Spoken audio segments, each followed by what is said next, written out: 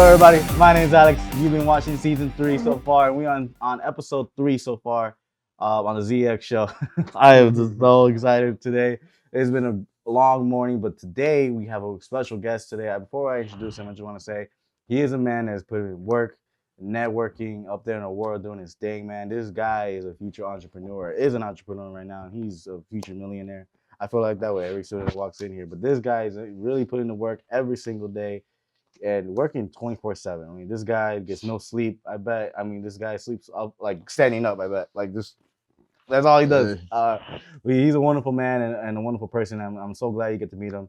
Without further ado, I'm gonna introduce you guys to Laquan. Man, how you doing, bro? Really, dog. What's happening, y'all, man? I'm blessed. Appreciate you having me on the nice show. To meet you. Nice to meet you. Definitely, man. For people that may not know you, anything you want to, first of all, say to the camera or tell people what you really about, or just some things that they probably don't know about you? Well, first thing I would say, what you don't know is what you won't know. You know what I mean? But my name is Laquan Howard. I go by Quan DZ. I'm a founder of DZ Entertainment and DZ Media. I'm definitely a Chicagoan, born and raised, but I really put on for Aurora. That's where I established my my own site with as far as music going and getting into my entrepreneurship. So it's been an awesome ride. Definitely some roller coasters, but hey, you're gonna get nowhere if you don't try, right? Exactly. And then what did that? First of all, where did you grow up here? Well, I grew up in Chicago on the west side of Chicago.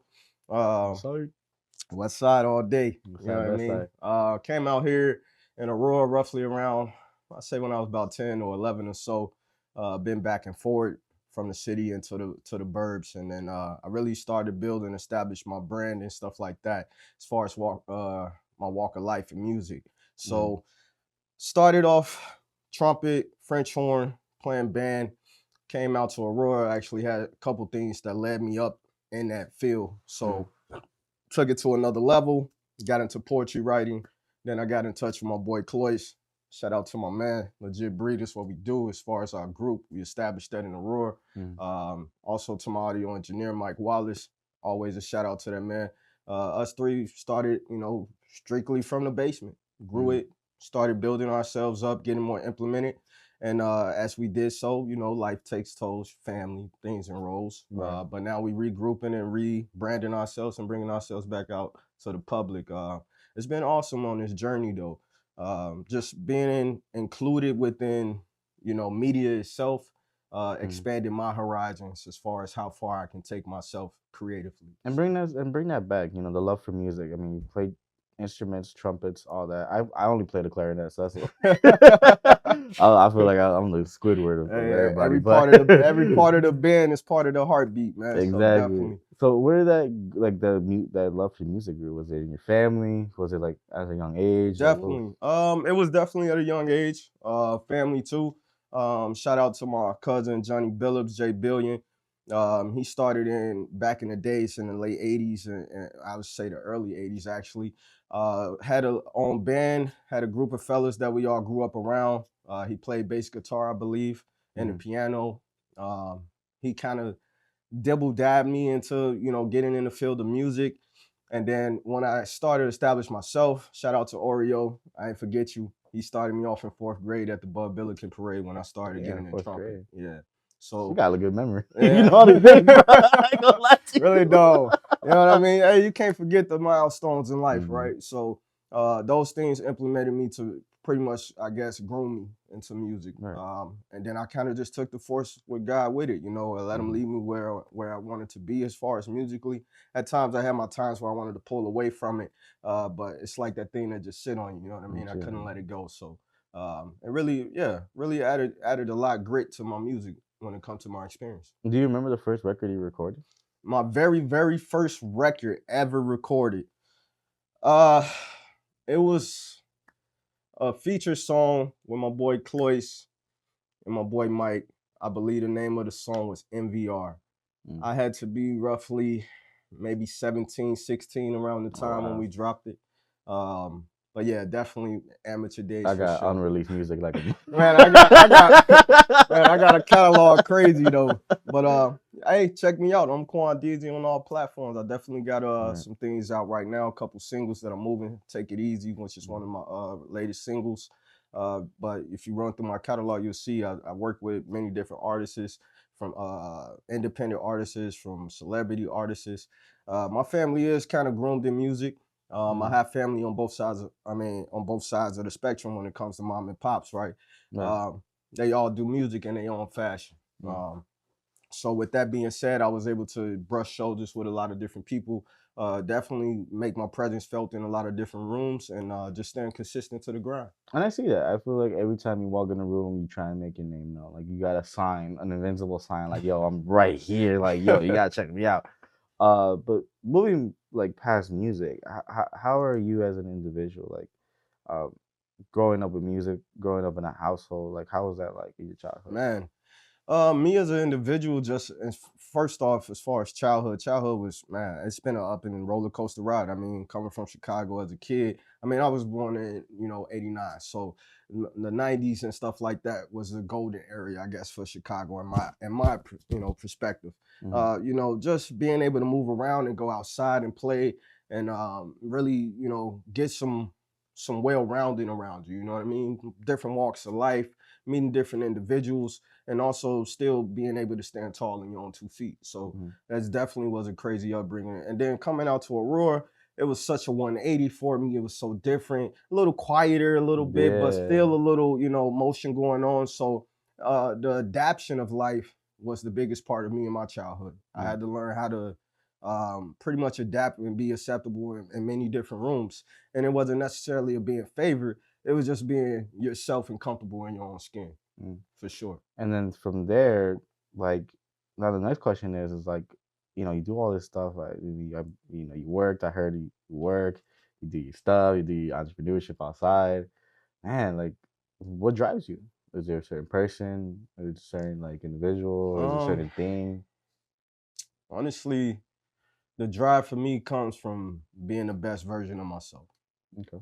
Definitely for my son, being a father figure, just in general, you know what I'm saying? I got little cousins that look up to me, have came across and impacted other kids in their life, and they look at me as a role model. So I try to lead by example for the most part. I mean, we all human. We definitely all have opportunities to make mistakes, but we at those same moments, we have the chance to learn and become greater too.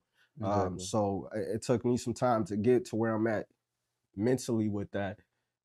Just over the time, coming up from the upbringings, I mean, everything that's being established within Chicago and Aurora, as far as locally, and just as far as how the environment is understanding where you sit, where can you be an asset, right? Yeah. And my way of being an asset was just letting people know, hey, peace is always at the end of the tunnel, right?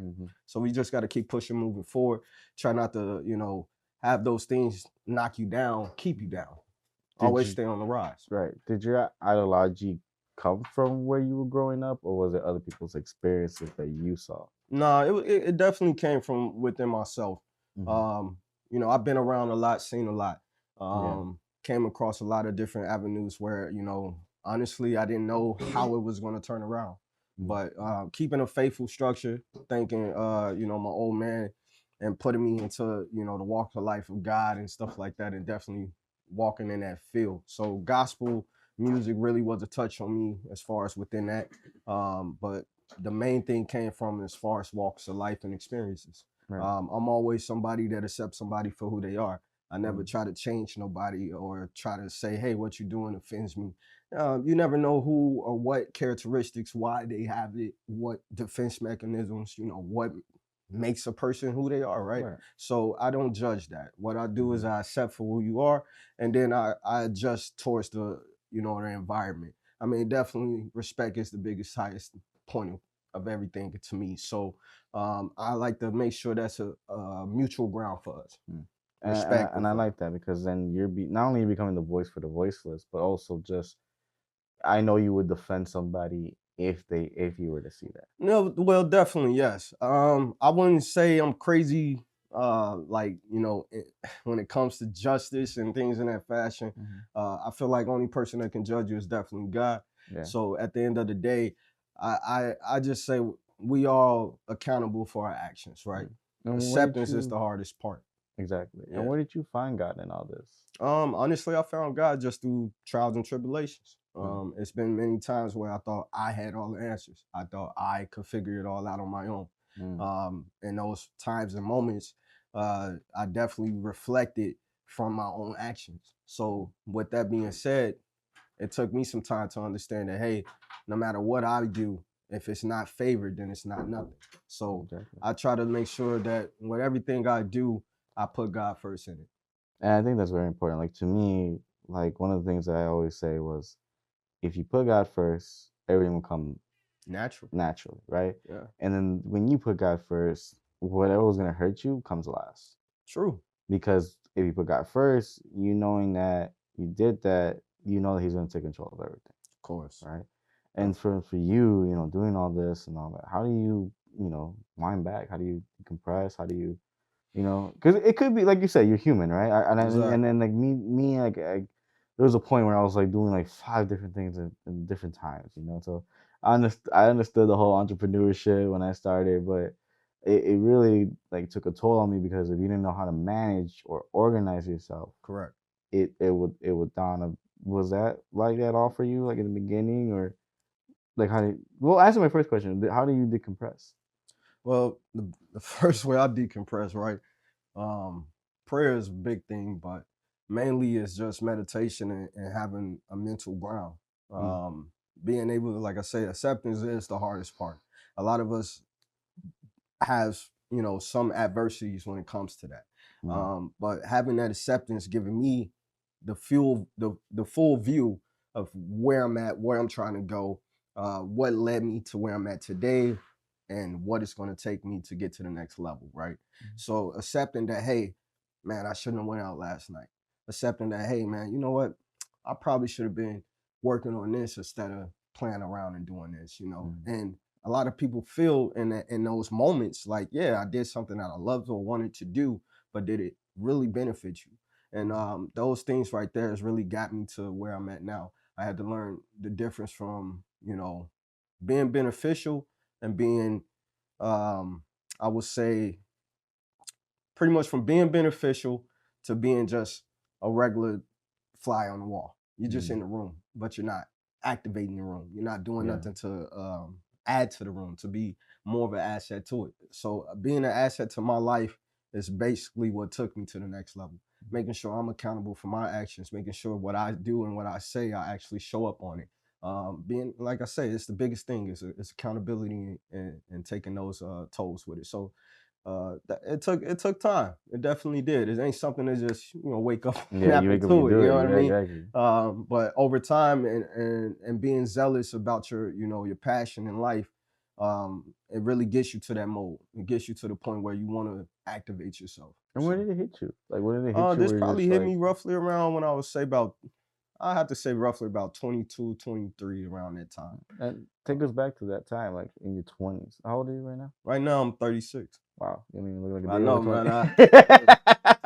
You know what I mean? But in your 20s, like, what was that like? I mean, I always hear like in your 20s, those are the times where either you had fun, Yeah, or you decided to do something with it. yeah. So definitely in my 20s, I had a lot of fun. I was very active in the community, doing music, going to shows, feeling like the kid that knew it all type thing, right? You don't know it all until you're actually there. And then when you're actually there, you reassess yourself. You got to be like, man, I thought I knew this, but damn, I don't really know what I'm doing. So those moments in my 20s, still activating myself, trying to get to the next level, but still having that party or that want to chill vibe within me, it killed the drive sometimes. So when I started to see that within myself, I started to reassess and say, hey, you know what? I'm gonna schedule myself out. So what I do is usually I'll break down my day in a 12-hour span, because obviously we sleep for 8, more than like most people probably working 8 to 10-hour shifts. So you look at it in that fashion. So 12 hours I try to accumulate myself throughout the day to say, hey, what I'm doing to elevate me, what I'm doing to give back to the people, and what I'm doing also to make God proud. So And I like what you said earlier, because I saw it in you. You want to be beneficial. You want to be there. What was took you to know the difference between being a people pleaser and pleasing yourself? The thing is it's more or less you can't please nobody if you don't please yourself. You can't Mm-hmm. love nobody if you don't love yourself, right? Mm-hmm. So having that self-awareness, which is bringing back the energy, is reciprocating, right? Right. Most people may come across, you never know what they're going through in their life personally or anything in the endeavors that they may be coming across. But if they see a little shine in you, you might help them shine bright too. So Exactly. it took some time really to get there, because especially nowadays in the world that we live in, it's more individualized. A lot of people are more self oriented. Mm-hmm. Um, that took me some time to really get out of too. It's like Mm-hmm. shaking out of a shell. You know what I mean? Putting yourself in different, spectrums of life will open that up for you. You know what I mean? That's why my brand say stand out. You know what I mean? Mm-hmm. Be who you are, but be respectful for the walks of life, and that's where I come from. And with the ideology, like one question I wanted to ask you was like, you said you experienced a lot, seen a lot. What was one thing that you saw personally, like, if you can share with us? One thing you saw personally that was like, you know what, I need to do this, not only for my community, not only for myself, but like for the legacy I'm about to have, Definitely. for the legacy for my son and his sons and their Hmm. sons. You know what I mean? Like, what was that like? That came from literally just being in the environment of the world, seeing different walks and different vibes of life. I done traveled a little bit. I done been out of state here and there, and coming across networking with people out of the country. Understanding what they go through and stuff in that fashion. So, Mm-hmm. um, the point of turn for me was to understand that, hey, when it's all said and done, your only mark is what you leave here, right? Can't Mm-hmm. take nothing with you. So my point is when I go away, I want to make sure if anybody ever look me up, they have something that's content that they can actually either be inspired by, or something that can move them to be in their best fashion, Mm-hmm. right? So I guess that understanding of that vibe of life, as far as behind when you're done, that's the drive Does for it me. scare you to like leave? It doesn't Like, scare me to a degree. I mean, it's like life and death are natural, right? mm-hmm. When you're born in darkness. When you leave in Well, I darkness, mean, right? like that would like not that scared of death, but like, scared that when you do pass away, there's nothing there that you left behind. Because that's me. Like Hmm. I'm personally scared that if God forbid, if any of us die, that there's nothing there that Yeah, I nothing can't leave. tangible. Exactly. Like Exactly. that to me is the scariest thing. Because for me, like I had a conversation all the time with myself. Like, if I were to pass right now, what did I leave behind? What did I leave Exactly. behind for my kids? What did I Yes. leave behind for my wife? What did I leave behind for my family? Because when my grandma passed, there was nothing. There was no Hmm. money. There was jewelry, but even then, like we Yeah. couldn't really have jewelry. Um, all we had was pictures, Hmm. right? So to me, it scares me when I think about that. Like, if I pass away, what am I leaving? And that's why I work so hard now, because it's like if I want to leave something, I want to leave something for the next generation. Exactly. Definitely. And yes, that is one inevitability of life that we will come across one day, right? Mm-hmm. For me, as far as speak of a legacy, because it still rolls in that topic, but my biggest thing is, if I say today is my last day, my biggest thing that fears for me is that I even try, Mm-hmm. that I even go the extra mile to try to make this a thing for someone, and to have that on me is kind of a hinder, because I feel like I could have done more, Mm-hmm. but when that time comes, you all these type of questions get to going and popping, you know what I mean, as far as what could have done, what should have been done. You just got to stay bullet point on, Mm-hmm. you got to still focus on where you're trying to get to, and when you do have a setup where you feel like, hey, I'm doing what I need to do. I'm reaching the best version of myself. Um, Memoirs are good. Journals are good. Some things money can't buy. Right. Money can't buy a word of wisdom. Mm-hmm. Money can't buy, hey, the feeling that someone gives you, right? So when it is all said and done, if my, God forbid, but if it ever happens, when my son goes back and look into my legacy as far as who his father is, he will see journals, he will see memoirs, he will see, memos that leads to something money couldn't get him, or I couldn't necessarily leave him in assets, but I can leave him knowledge. I can leave him a sense of direction. And when did that click for you? Because for me, it was my grandma. It was my grandma that I saw like nothing was left behind. Like my aunts didn't have money.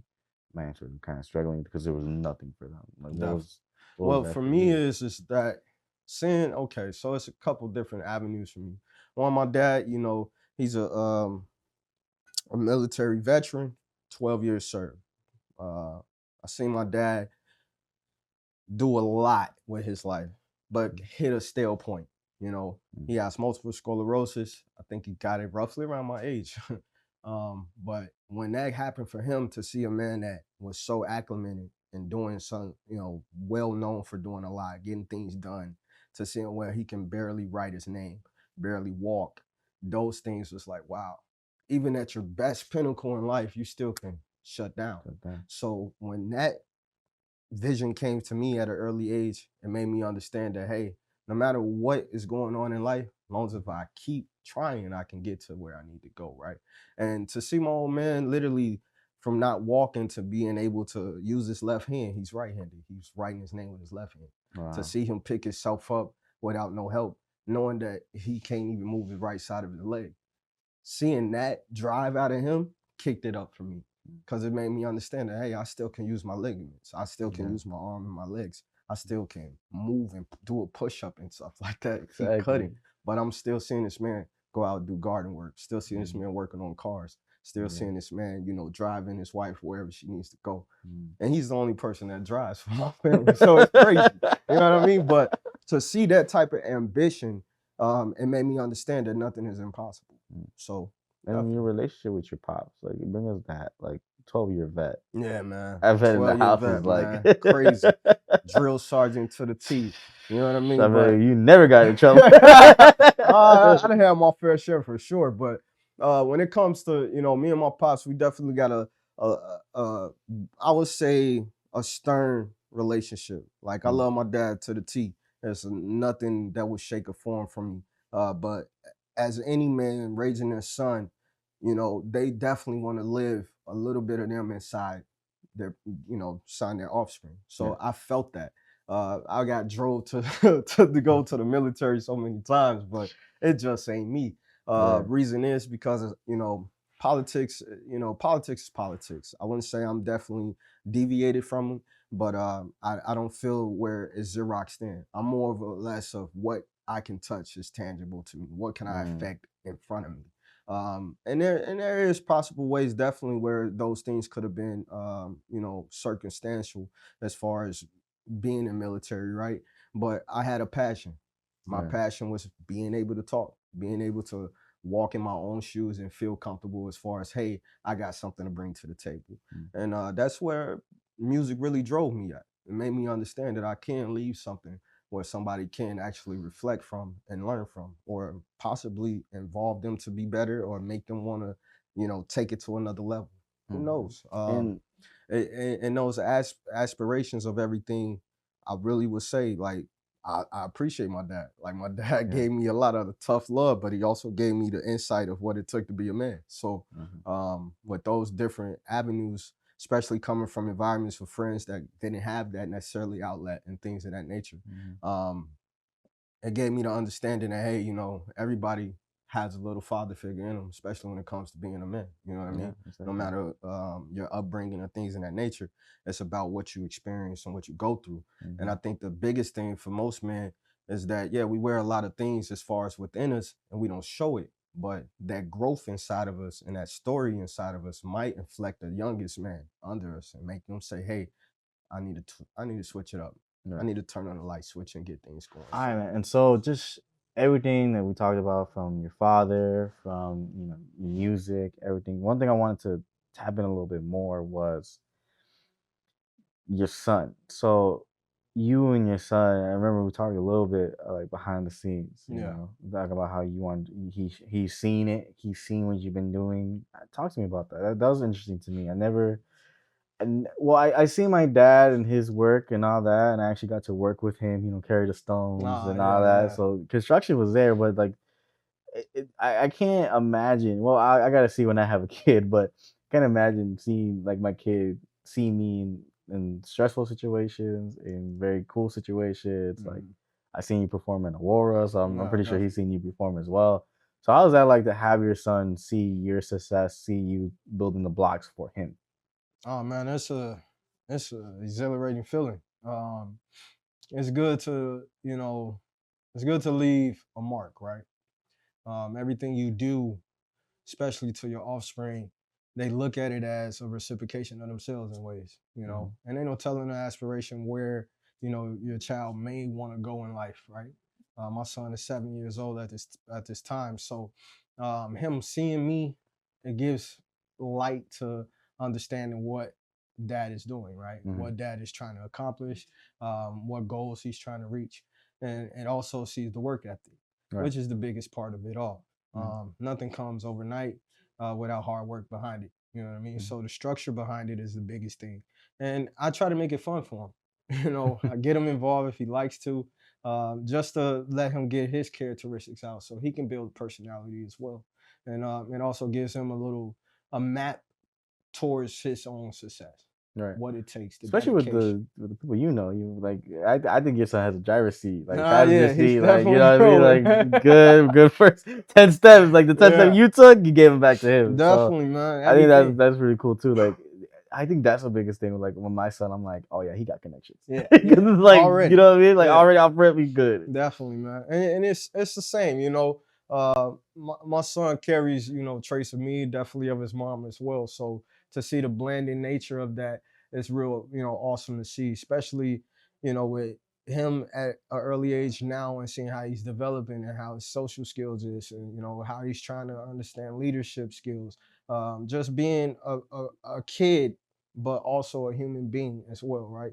Mhm. There's many different ways to be looked at, but when you actually put the work ethic behind it and they have something to structure more of like a blueprint, now it gives them some ideal to how they want to come, and it definitely shows. My son is top 20 right now in his class in math. Nice. He's very good. I'm very good with numbers. I bestow that in him a lot, so he took that to a whole nother level. You know what I mean? So just to see him now at his early age, it makes me want to see what the next 7 years are going to be, right? Right. And so on and so on. So I guess I got to do my due diligence to make sure I give him something, to cultivate that, and also be supportive, Right. always. You never, like I said, the endeavors that he may and challenges he may have could be things I have experienced or may not, but at least I'm there to help coach him through it and support him through it, and most importantly, to give him the love he deserves through it Yeah. all. I think like seeing you, you're doing a great job of not only taking what your father taught you, but Definitely. now applying what everything you've been learning from experience, Mhm. from your own job right now, Of from course. your own like just starting this. I mean, tell people it's not easy to start. Like Oh once you no, do entrepreneurship or you do into media, it's never easy to start no. because one, you gotta talk about cameras, you gotta talk Yeah. about light, you gotta talk about all the not only just Yeah. and the certain the equipment is just the surface. Yeah, it's just the technical Everything, yeah, side. exactly. Everything that's the surface, that's the technical side. Everything below that iceberg is you have to Yeah. learn You gotta either go through the another grains year and the or two grind, man. year or 3 year. Like there's people I know that are in their year 5 of doing this, and it's Yeah. like, bro, you don't know this, you don't know Yeah, that. yeah, yeah. So to now see you, doing this, and you talked about your son, you talked about your family, you talked about this. Um, you as an individual, what do you see yourself being or doing in the next 5 years? In the next 5 years, myself, technically me, I like to push for the culture. You Okay. the same things I bestow on my son is the same thing I bestow on my brand. I always tell people they have an opportunity for redemption. You know what I mean? Hmm. No matter where you at in your life, no matter what you went through, no matter the courses that you're taking, there's always a chance for redemption. Right. And redemption comes from having a utilization of yourself and what you also been through. You know Mm. what I mean? Understanding that, hey, I went through this course in my life. I'm able to change, or I'm able to turn the tides of the narrative, right? So when I push that culture in my brand, it comes from within. Mhm. Everything starts within the center, right? Your body's a temple. So the way you carry yourself, the way you manifest the creative side of you or the business side of you, those things drive you to be what you feel you should become. And back to reflecting on, like I say, keeping God first in everything I do, it kind of gives you that sense of direction too. Life comes without a manual. Yeah. You know, your manual is basically through experiences and everything that you know manifest throughout it, right? So I look at that, and that cultural standpoint is to push that narrative. You're gonna be the best version of yourself if you keep trying. Yeah. You're gonna succeed if you keep trying. Mm-hmm. You only fail when you stop. Exactly. So whenever you feel down or anybody going through anything in their life or adversities, always understand. As long as you have the positive mindset to want to change the situation, whether you have the mindset to say, "Hey, I'm gonna get it right the next time," that is the start. That is every start in anything you do. It's just like the kid when he first came out the womb and started crawling and trying to walk. Well, if they felt like they wouldn't do it and couldn't do it, they would never try. But if you give them that encouragement, you give them those words of the wise, as we say, eventually they get it on their own. Eventually they shock you, right? And that's that shock factor in life for everybody that has it. Once you try and you keep elevating yourself towards that, your shock factor, your wow factor will come. Exactly. Yeah. Now heading to the end of the show, always ask every guest this: what is your advice on people who are going through mental health, either the youth or anything like that? What's your message to the world? If they were to hear you, what would be your message to the world? My message directly to anybody. I definitely, as a youth advocate, definitely strong on mental awareness and my brand as well. When it comes to mental challenges, always understand the same things as the golden rule would say. Treat yourself how you want to be treated. And it also goes hand in hand with anybody you conduct business, your family, your friends, anybody in that nature. When you move in that fashion, that energy is reciprocated. Even if you feel like it's not, you reciprocating it within yourself. You taking that accountability to say, hey, at least I did my part. And when you do your part, it becomes part of a bigger glow. Everybody got a light. Exactly. Just got to know when you're shining and when you're not. And when you feel like you're not shining, always understand that there's a time and a place for everything. I appreciate that, man. Thank you, my boy. Really down, really down. I already know, man. That's probably the best catchphrase I heard. Yeah, man. Really down. I've been doing it for a while. But no, thank you for coming on the show. Like I say, you guys, this guy's been working his ass off. I see it every day. I mean, everyone's a future millionaire, but this guy is working on it. This guy's every day getting up. You say you get up at what? Man, I wake up. I'll tell y'all really, and that's where it comes from. You know, I do like me working from a 9 to 5, coming from literally, I would say literally coming from like, you know, a regular average American at this point. Working a 9 to 5, I work 2 to 10, then I get off sometimes around 1 if I stay over. Overtime, maybe 3. I get off at 3 in the morning. I wake up around about 7:30, say my prayer, read a Bible verse here and there, and then as soon as I do that, I get right back to the grind. So I'm here at school right now.